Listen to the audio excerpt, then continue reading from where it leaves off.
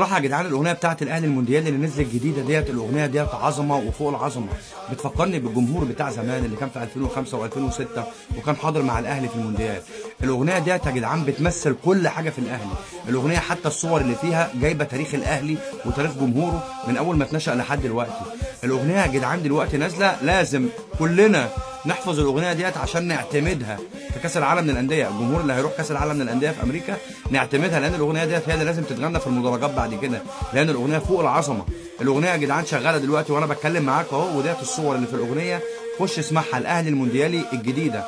طبعا عاملها عظمه، اللي عاملها ده عظمه، فكره واداء وكلمات وكل حاجه بتمثل فعلا النادي الاهلي. انا فخر ليا يا جدعان ان انا منتمي لجمهور زي ده، ان انا منتمي لجمهور زي اهلي بيعرف يالف وبيعرف يخرج وبيعرف يحافظ على التراث بتاع النادي بتاعه.